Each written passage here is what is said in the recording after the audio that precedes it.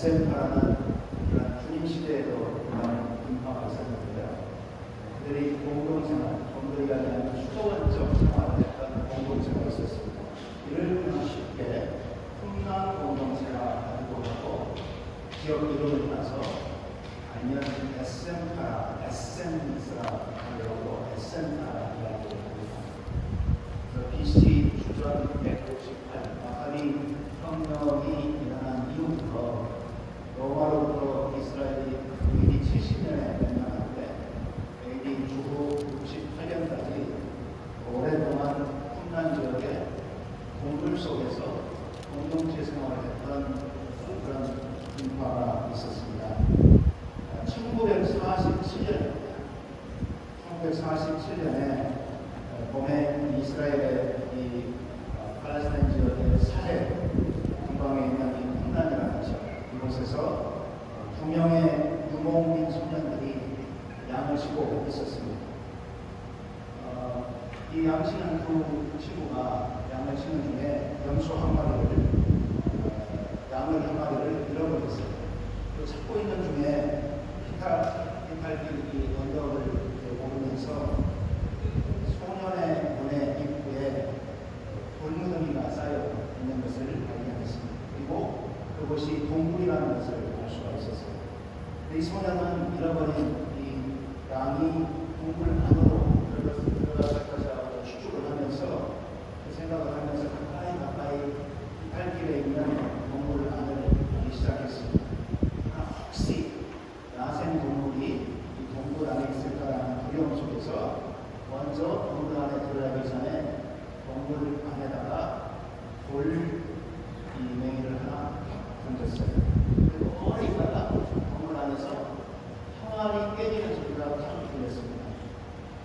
겁에 든 이 소년은 자기 친구, 동네에 있던 친구를 가서 불러와가지고 조심스럽게 같이 동굴 안으로 들어가게 됩니다.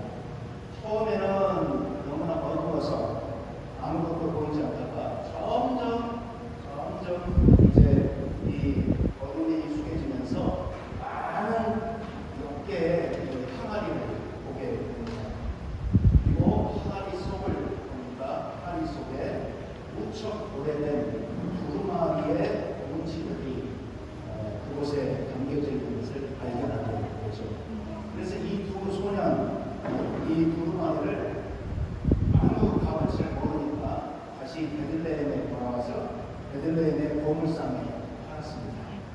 그해 같은 해 1947년에 12월에 예루살렘의 히피대학이 이 두루마리를 사게 됩니다. 선물을 듣고 보물상으로부터 사게 되었고, 그 후에 이 사해의 이 지역에 계속해서 동물들을 보호학자들이 들어가서 발견하게 되면서 몇 년 동안 1956년 거의 만 9년 동안 쿰란 지역의 동물들을 이렇게 보호학자들과 함께 연구하고 동물을 발견하기 시작해서 쿰란 1, 쿰란 2, 쿰란 11까지 동물 11개를 발견하게 되고 넘버를 먹어요. 그리고 그 속에 수없는 엄청난 돌 항아리들이 있고 그 속에 또 600여 개가 넘는 이 두루마리 뭉치들이 그 안에 있었고요. 수천 개의 두루마리의 파편 조각들이 그쪽에서 발견이 되었습니다. 더 재미있는 것은 우리 기독교의 특별히 유대 사회도 마찬가지지만 그 중에 3분의 1이 구약 성경을 기록한 사본들이었다는 사실이에요. 그래서 우리 이제 기독교에서는 이야기할 때 이 사본을 사해 근방 쿰란 지역에서 발견되기 때문에 Dead Sea Scrolls, 사해 사본이라 이렇게 부르게 됐습니다. 유명한 이름이 사해 사본이라는 것이죠. 자, 보면 한번 그림을 보도록 하겠습니다. 제가 2017년에 이스라엘에 가서 이 쿰란 지역을 다녀왔는데요. 저렇게 지금 광야같이 생겼습니다. 그리고 산의 모습인데 휘탈진 모습이에요. 다음 문제 보시고요. 저 멀리 보면 구멍이 보이시죠? 그 구멍이 바로 동굴에 들어가는 입구의 구멍입니다. 그 다음에 가까이 보면 이제 더 자세하게 보이지 않습니까?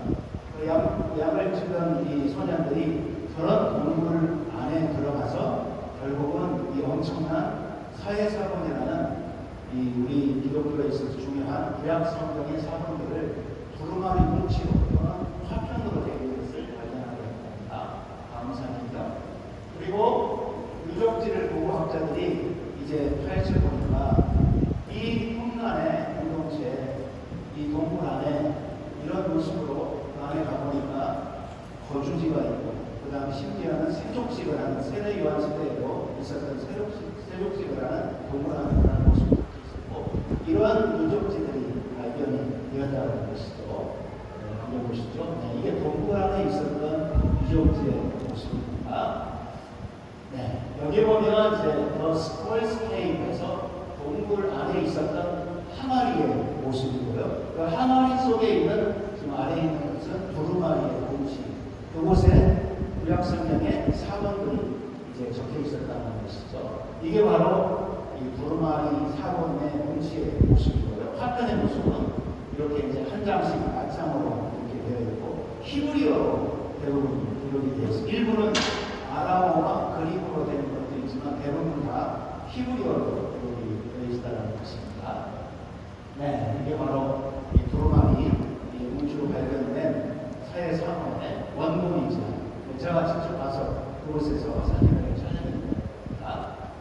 네. 현재는 예루살렘의 이스라엘 박물관에 소장이 되어 있고요. 고고학적인 가치가 엄청납니다. 이 연구를 통해서 이 이스라엘의 역사를 다시 살펴보게 되고, 특별히 유대인들의 믿음의 역사를 다시 보게 되고, 우리 크리스찬 기독교의 역사로 다시 볼 수 있는 그러한 가치가 있는 그런 사본들이 이곳에서 발견되었다는 사실입니다. 동명의 양치는 소년이 우연히 한 마리의 양을 잊어버려가지고 우연히 그곳에서 발견하였던 사회사원, 이 풍랑 공동체의 모습입니다. 오늘 말씀은 예수님이 천국에 대해서 시리즈로 13장의 마태복음의 말씀에서 말씀하는 중에 하나의 비유의 말씀, 천국 비유의 말씀입니다. 천국에 대한 비유의 말씀이 유독 마태복음에는 굉장히 많이 나와 있어요. 마태복음의 수신자들이 유대 그리스도인들이기 때문에 천국에 대한 그러한 말씀들을 익숙하게 알고 있기 때문에 특별히 마태복음은 천국 비유에 대해서 마태복음 13장부터 아주 자세하게 많은 비유를 예수님께서 예화로 말씀합니다. 천국은 씨를 뿌리는 논과 같다. 네 가지 앞에 씨를 뿌리는 논과 같다. 천국은 겨자씨와 같다. 참 보이지 않지만 이것이 나중에 새들이 비비는 것처럼 천국은 그런 것이다. 천국의 은밀성을 말하기도 하고, 오늘 본문의 말씀처럼 천국은 밭에 있는 숨겨져 있는 노아와 같다. 천국은 진주와 같다. 천국에 대한 비유들이 마태복음에 굉장히 많이 나와 있습니다.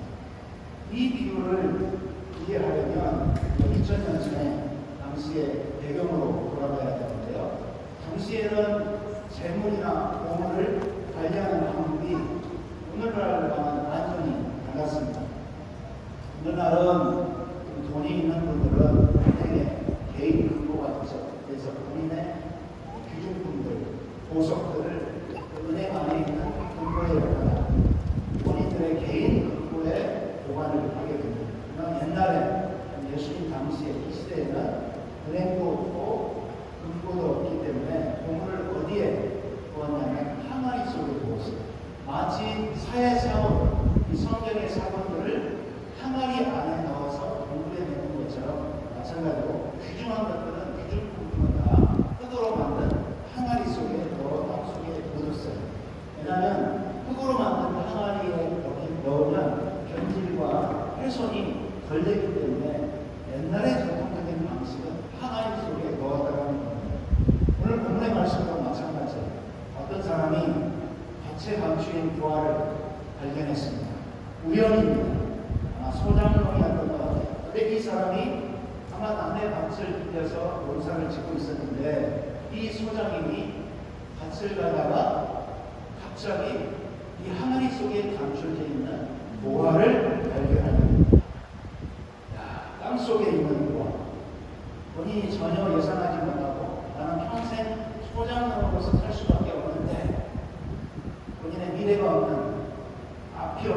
품이 없는 그런 소장인이 뜻밖의 항아리 속에 감춰진 엄청난 보화를 발견합니다. 그리고 집에 돌아가서 얼마나 많은 생각을 했겠어요. 나만 아는데. 그래서 다시 그걸 묻어두고 집에 돌아와서 그 소유를 자기가 갖기 위해서 어떻게 합니까? 그 밭을 사게 됩니다. 이게 바로 오늘 본문의 말씀의 스토리예요. 그래서 이 말씀의 많은 주제들을 다룰 때 감추어진 보화, 천국은 감추어진 보화와 같다는 말씀으로 우리가 이해하고 있습니다. 오늘 말씀을 크게 세 가지로 보면 오늘 본문의 말씀, 천국은 감추어진 보화와 같다는 이 비유의 핵심의 비유가 무엇일까? 첫 번째로 천국은 정말 땅속에 보화처럼 잠겨져 있는, 감춰져 있는 그러한 것이라는 것이죠. 믿으시기를 주의 이름으로 축원합니다. 그리고 오늘 본문의 3절에 보면 천국은 마치 밭에 감추인 보화와 같으니, 천국은 어떤 거예요? 마치 밭에 감추어져 있는 보화와 같으니 라고 말씀하고 있죠. 천국이 밭에 감추어진 보화와 같아서 모든 사람들의 눈에 보이지 않습니다. 그래서 천국을 발견하거나 소유한 사람이 많지 않아요. 약 75억 넘는 전 세계 인구 중에 로마 가톨릭과 개신교와 동방 종교를 그 이단들을 다 합쳐서 약 3분의 1 정도가 기독교인이라고 이야기합니다. 그렇다면 3분의 2 무슬림이 약 또 4분의 1 정도 되고요. 그 다음에 나머지 이제 무신론자들 그리고 정령 숭배하는 분들을 다 합치면 약 3분의 1은 아직도 예수 그리스도를 알지 못해요. 천국을 아직도 발견하지 못하는 분들입니다. 여기 땅 주인, 오늘 본문에 나오는 땅 주인도 자기 땅이지만, 자기 소유이지만, 자기 밭이지만 감추어진 보화를 보지 못했습니다. 그리고 알지 못합니다. 소장인이 밭을 팔라고 했을 때 이 땅 주인은 추측한데 아무 생각 없이, 아마 소장인이 더 땅 그 시세보다도 한 배를 더 줬을지 두 배를 더 줬을지 모르겠어요. 주인은 아무 생각 없이 그냥 좋아서 이 땅을 팔았습니다. 오늘날도 많은 사람들이 자기 밭에 감추어진 보화를 알지 못하고 있습니다. 그러니까 보화가 있는 밭을 흘갑게 팔아버리는 오늘 본문에 나오는 땅 주인과 같다라는 말씀이에요.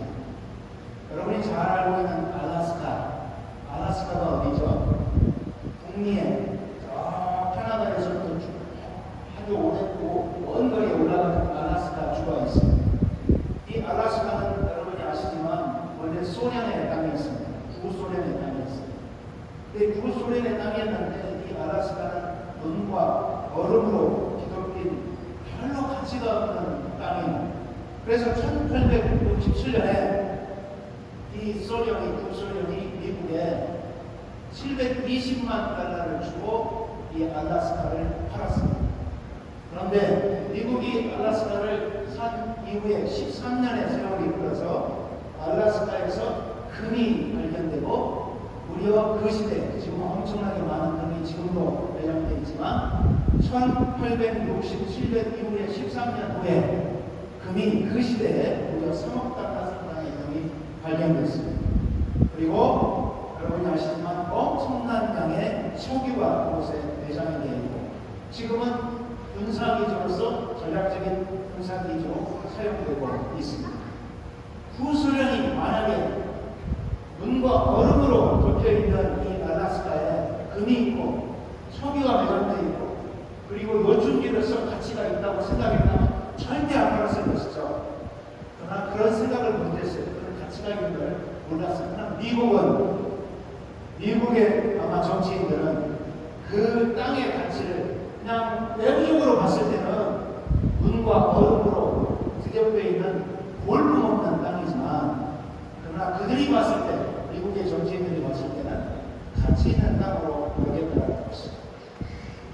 후에 들려오는 이야기는 소련이 가슴을 치며 행복했다라고 이야기합니다. 소중한 것의 가치를 모르면 이런 일들이 우리에게도 생기고 있습니다. 마찬가지로 영원한 천국의 가치를 모르면 헐같고 파나버린 것과 같다라는 말씀이에요. 어리석은 인생. 불쌍한 인생은 어떤 인생인가? 영원한 하나님 나라의 가치를 보지 못하는 것이고 발견하지 못하는 것이 어리석은 인생이라는 말씀입니다. 잠시 사라질 포함된 것만 바라보며 쫓다가 영원한 가치가 있는 보아와 보습과 같은 하나님의 나라를 발견하지 못하고 인생을 망하는 추없는 어리석은 인생들이 우리 주위에도 많이 있어요. 예수님 당시에 바리새인들과 서기관들이요, 예수님께서 설교하실 때 천국의 비유의 말씀을 예화하고 엄청나게 많이 사용하셨어요. 특별히 마태복음은 다른 마가나 누가나 요한복음보다 더 많은 천국에 대한 비유들이 예화로 예수님께서 말씀하시는데요. 유일하게 그 시대에 유대 사회에서 존경을 받고 있는 바리새인과 그리고 서기관들을 말하는 신학자들은 천국의 비밀을 들어도 예수님이 천국의 비밀에 대한 말씀을 비유로 설명하여도 전혀 알지 못했다는 말씀이에요. 마태복음 13장 11절에 이런 말씀이 있어요. 대답하여 이르시되 천국의 비밀을 아는 것이 너희에게는 허락되었으나, 제자들에게 하시는 말씀입니다. 그러나 그들에게는, 바리새인들과 서기관들에게는 아니 되었나니 라고 말씀하고 있습니다. 예수님께서 제자들에게는 천국의 비밀을 알게 하셨습니다. 천국의 비밀이 우리 제자들에게는 알도록 허락되었다는 말씀이에요. 제자들은 그 땅속에 있는 이 보아 같은 천국을 발견할 수 있습니다. 비록 그들이 갈릴리 지역에서 어부로 출신이나 그들의 직업이나 이 모든 것을 보면 비교할 수 없이 천민도 있었고 중산층도 있었어요. 그 사회 계급에서 상류층이 아닌 중산층 이하의 서민층의 예수님의 제자들이었지만, 그러나 심지어 바리새인들과 사두개인들과 서기관들과 제사장과 이 대제사장은 대부분 이 제사장 그룹들, 바리새인 그룹들은 70인 이 본부의 사내들에 속하는 그 시대의 상류층에 속하는 사람들이었습니다. 그러나 그들은 정작 보아 같은 보석 같은 하나님의 나라를 발견하지 못했어요. 그러나 천민이요 서민들이었던 예수님의 제자들에게는 땅속에 감춰져 있는 보아가 보이도록 예수님께서 천국의 비밀을 알게 하셨습니다. 그래서 그들이 하나님의 나라를 소유할 수 있었다는 말씀입니다. 여기에 감춰진 보아는 천국으로 말씀하고 있지만 동시에 복음 대신 예수 그리스도를 말씀하고 있습니다. 복음 대신 예수 그리스도이면 동시에 천국을 가르치고 있습니다. 공생애를 시작하면서 예수님께서 처음 선포하신 메시지는 회개하라, 천국이 가까웠느니라. 예수님이 광야에서 40일 동안 금식하시면서 사탄, 이 마귀의 시험을 이기시고 처음 선포하신 말씀이 천국이 너희에게 가까웠느니라. 오늘날도 마찬가지로 주님은 성령 하나님을 통해서 선포하십니다. 천국이 가까웠느니라. 믿으시기를 주의 이름으로 축원합니다. 죄를 회개하고 예수 그리스도를 영접하면 천국이 너희들에게 임하였느니라. 오늘도 주님은 여전히 회개하라, 천국이 가까웠느니라. 그런데 많은 사람들이 예수님 시대에, 특별히 대제사장, 제사장, 바리새인, 서기관, 그리고 사두개인 그 외에 많은 국가들이 예수님의 천국 복음 선포를 거부하였습니다. 예수 그리스도 안에 있는 천국의 비밀을 깨닫지 못했다는 말씀이에요. 예수님이 주시는 떡은 받아먹고 예수님께서 이 병자들을 치유할 때 병고침은 받지만 그 많은 무리들이 다 보아 같은 천국을 소유하지 못했어요. 5천, 4천 남녀를 합치면 만에서 2만 수많은 많은 사람들이 떡을 받고 그 기적을 경험하고 병고침을 받았어도 보아 같은 천국을 다 소유하지 못했어요. 반면 예수님의 제자였던 베드로는 예수님을 정확히 알고 고백하죠. 우리가 말하자면 마태복음 16장 16절에 주는 그리스도시요 살아계신 하나님의 아들. 저는 신앙인이 신앙의 첫 걸음을 뗄 순간부터 주 예수 그리스도의 면전에 가는 그 순간까지 우리의 고백은 단순합니다. 예수 그리스도는 우리의 주요 그리스도시며 하나님의 아들이요 하나님임을 믿습니다. 여러분 오늘 그렇게 한번 여러분이 선포하시기를 주의 이름으로 축원합니다. 예수님 주님이십니다. 그리스도십니다. 하나님의 아들이십니다. 하나님이십니다. 선포하는 여러분 되시기를 주의 이름으로 축원합니다. 그 선포와 믿음의 고백을 하는 사람만 땅속에 감춰진 하늘의 속에 감춰진 그 보화가 하나님께서 우리에게 주 예수 그리스도를 통해서 준 천국 잔치에 참여하는 하나님의 초청임을 우리는 믿습니다. 수많은 사람이 예수를 따르는 것 같고 수많은 사람들이 예수님 주위에서 때로는 호산나를 외치며 예루살렘에 입성하는 주님을 환영하는 그 무리들도 이 보화, 보석, 하나님의 나라, 천국을 소유하지 못했습니다. 바리새인들과 서기관들이 발견하지 못한 그 천국, 이 천국의 비밀을 누가 발견했습니까?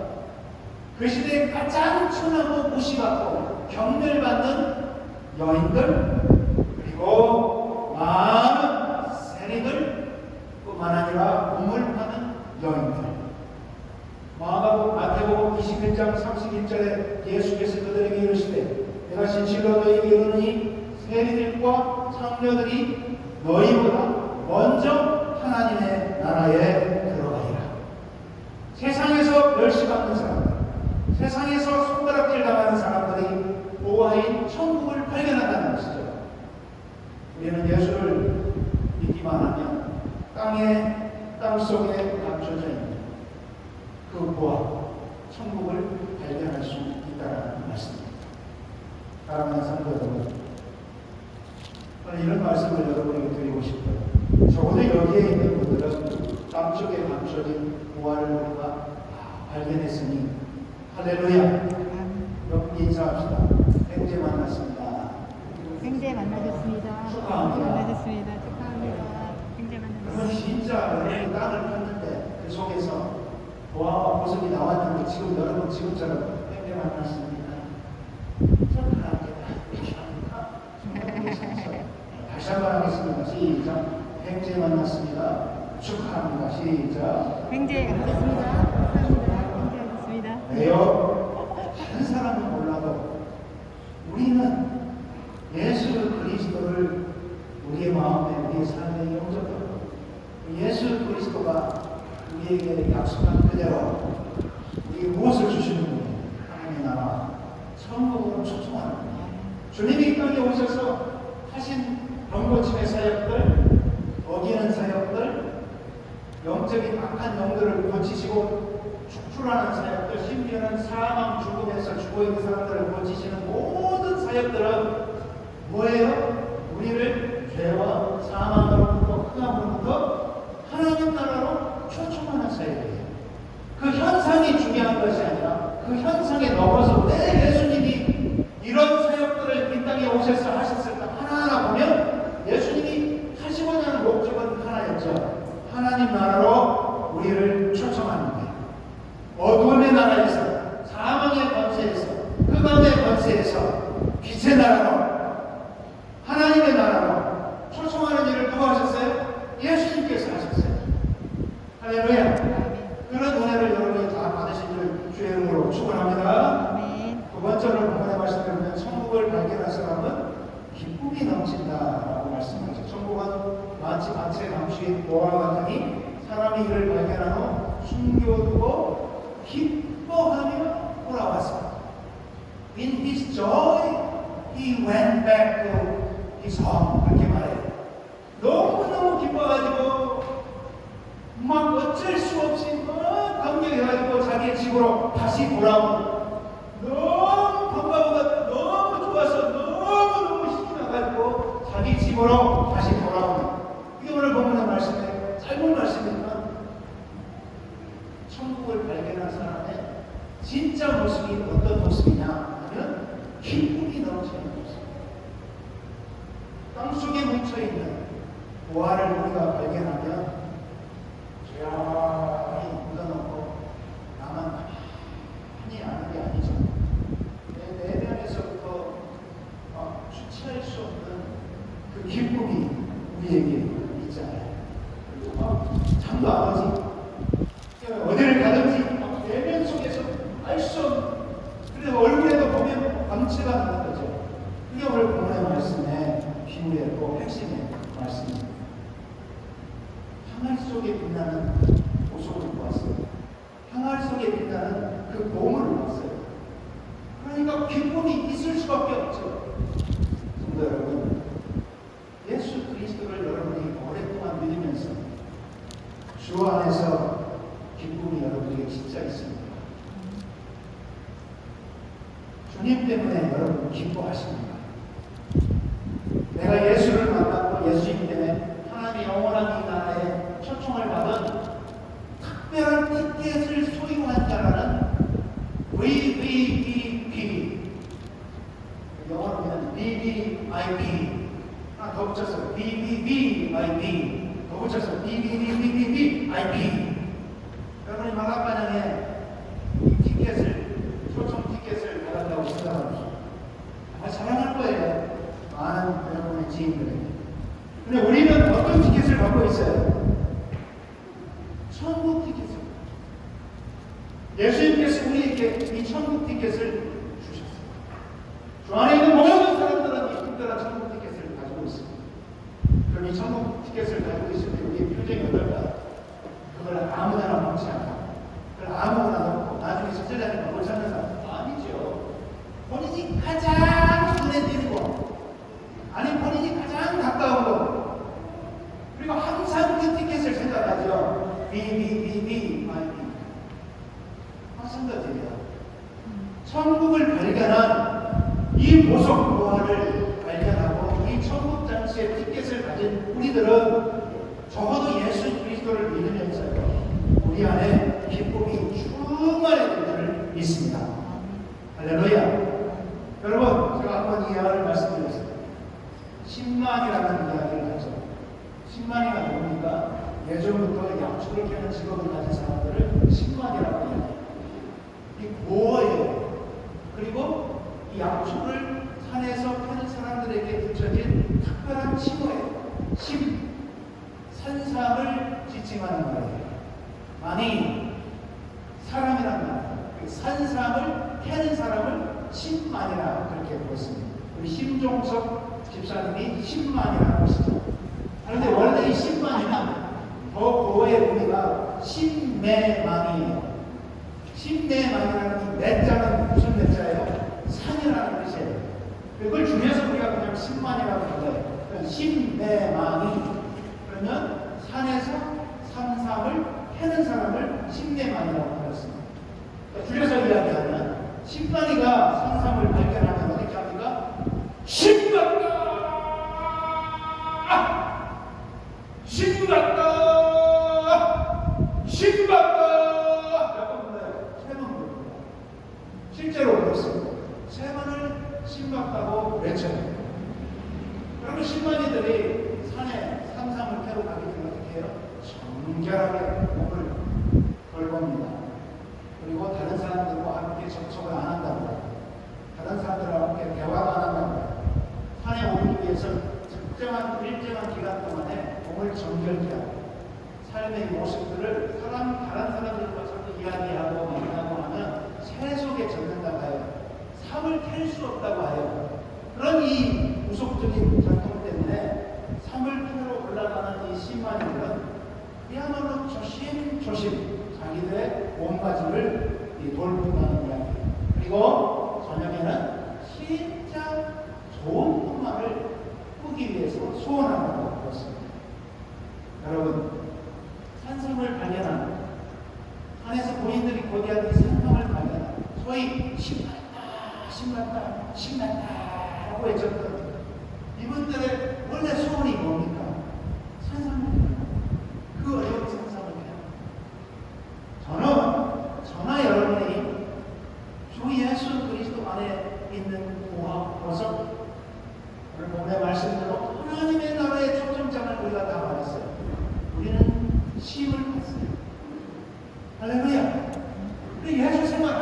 주님의 믿음 생활하면서 주님 안에서 특별히 또 교회 생활하면서 적어도 우리 안에 기쁨이 충만해야 될 줄 주님의 이름으로 축원합니다. 초대교회 역사를 보면 특별히 사도행전의 말씀을 보게 되면 초대교회 성도들은 기쁨이 충만했어요. 심지어는 전도하다가 선교하다가 목뱀을 당하고 화형을 당하고 몸에 가족들이 돌림을 당하고 거꾸로 십자가에 달림을 당하고 어떤 상황 가운데 심지어는 사자의 밥이 되는 그런 상황 가운데서도 주 안에서 기뻐했어요. 왜 그러냐? 보화, 보석, 주 예수 그리스도 하나님의 나라를 소유했기 때문에 그들에게는 이 어렵고 힘든 고난과 환난이 있었음에도 불구하고 기쁨이 있었어요. 저는 이 어렵고 힘든 코로나 기간 동안에 저나 여러분이 주의 나라의 이 부켓을 갖고 하나님 나라의 백성이 된 우리들이 정말 주님 때문에 다시 물릴 듯 일어나는 기쁨이 우리에게 충만하기를 주의 이름으로 축원합니다. 세상 것에 이생의 안목부터 시작하여서 우리가 육신의 이익과 자랑 다 보면 소망이 없어요. 오히려 주 예수 그리스도 안에서 우리가 함께 기뻐하고 감사하고 서로를 위로하고 격려하고 정말 예수님 때문에 모일 때마다 정말 하나님 나라의 잔치에 참여하여 축제를 함께 누리는 그 예배가 장례식이 아니라 축제가 되는 우리의 모임이 정말 서로를 격려하고 위로하고 기쁨을 주는 하나님 나라 잔치에 귀한 여러분이 되시기를 주님의 이름으로 축원합니다. 우리가 옛날에 많이 들었던 복음성이 하나 있죠. 오 기쁨 주님 주신 것. 잠깐 한번 불러볼까요? 오 기쁨 주님 주신 것. 다시 여러분 하나님 나라의 백성으로 기쁨이 회복됐으니 참 좋겠습니다. 오 기쁨 주님 주신 것. 오 기쁨 주님 주신 것.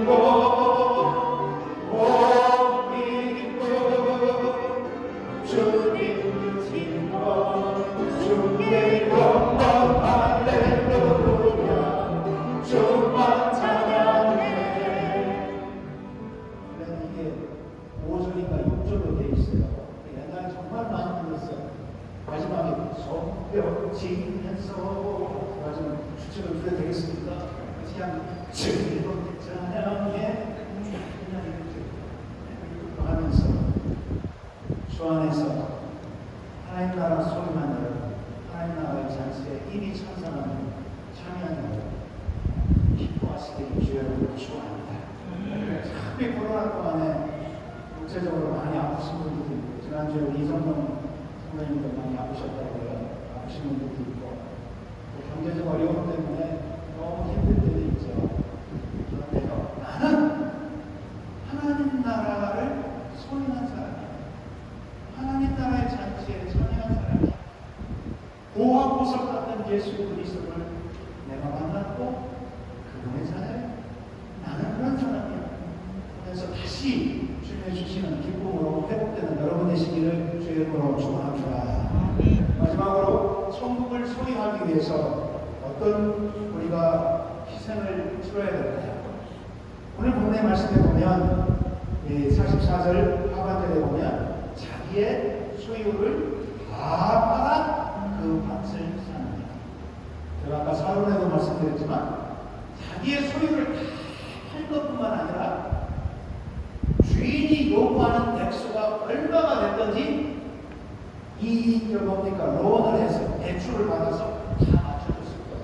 오늘날 영어로 표현하면 아마 저는 그렇게 해석할 수밖에 없어요. 자기의 소유를 다 팔아 그 밭을 사느니라. 감추어진 보화를 발견한 사람이 그 보화의 가치를 알기 때문에 자기가 가지고 있는 모든 소유를 다 팔아, 아니 주인이 요구하는 것보다 더 먼저서 그 땅을 소유했다는 사실입니다.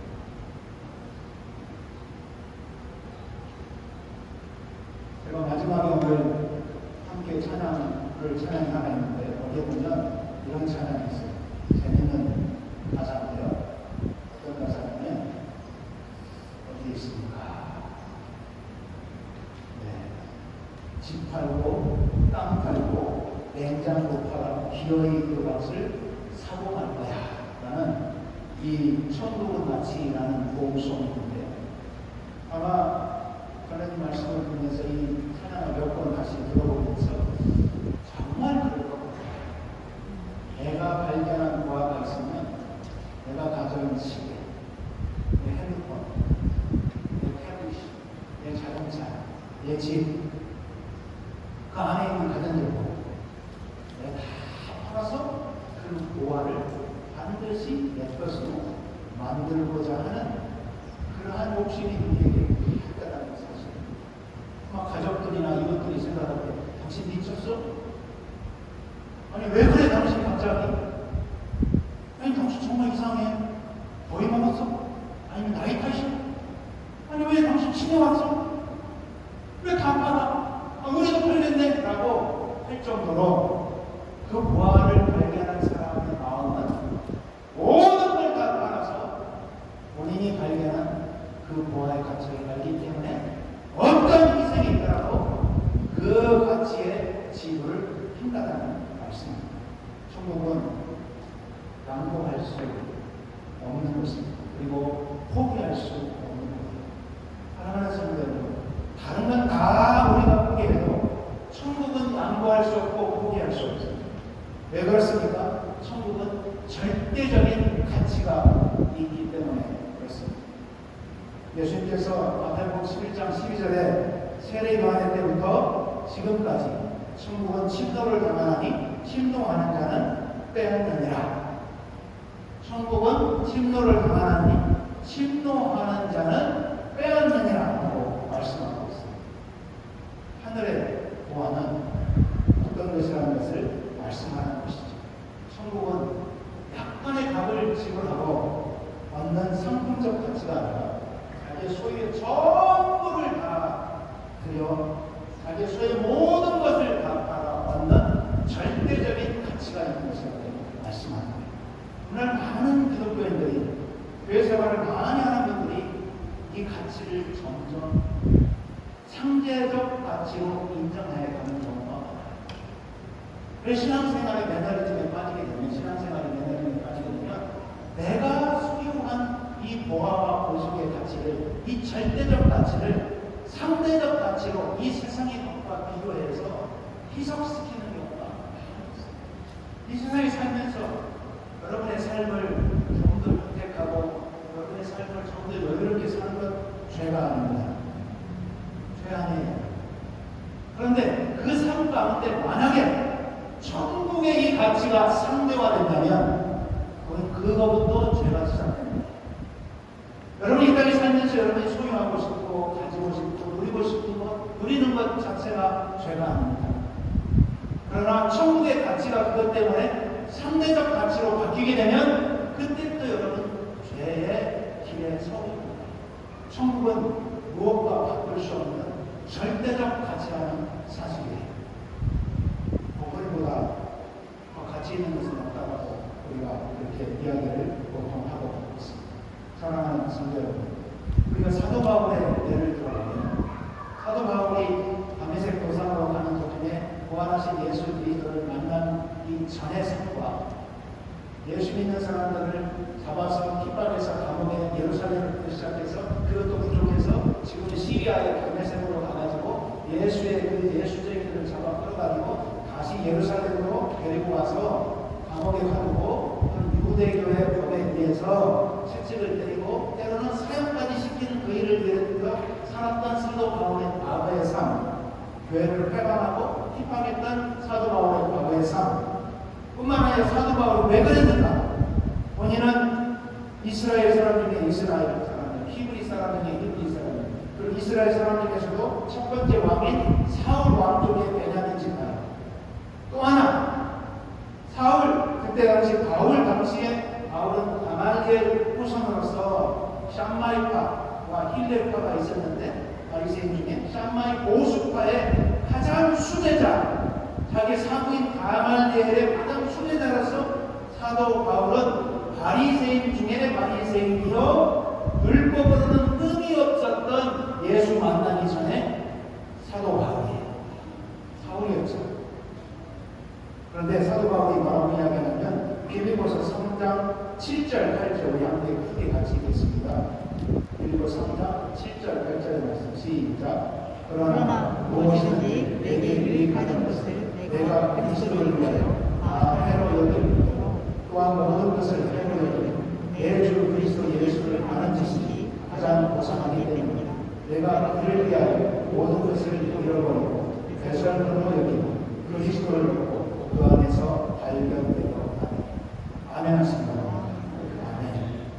그 전에 가졌던 예수님 만나기 전에 본인의 모든 출신적인 부분, 교육적인 배경 부분, 사회적 주의 부분, 본인의 모든 위치와 주의는 이제 예수 그리스도를 만난 이후에 다 해로 여기고 뭐 심한 말로 다 배설물로 여기고 우리 순수한 한국말로 다 똥으로 여기고 본인이 예수 그리스도 전에 만난 그래서 사도 바울은 예수님 만난 이후에 본인의 과거를 이야기할 때 자랑하지 않습니다. 딱 한 번 끄집어내요. 오늘 이 빌립보서 3장 5절 6절에서 끄집어냅니다.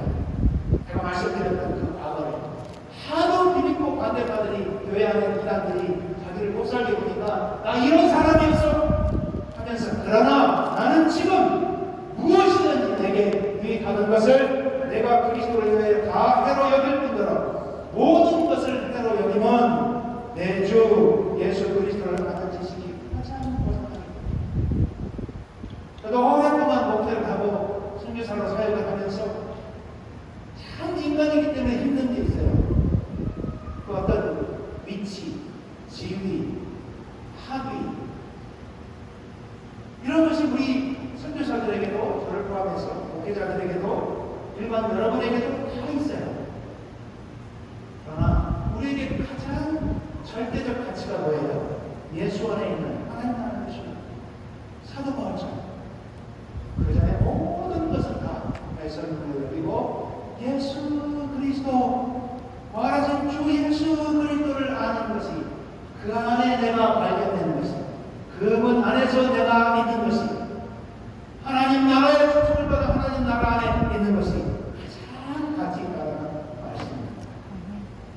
감추어진 보화 천국을 소유한 우리가 기쁨 안에서 감사하면서 오 주님 오 이 기쁨 오 주님 이 기쁨 주님 주신 것 이 기쁨 주님 주신 것 찬양하며 이 어렵고 힘든 코로나의 상황을 통과하시는 또 승리하는 여러분이 되시기를 주님의 이름으로 축원합니다. 아멘. 아멘.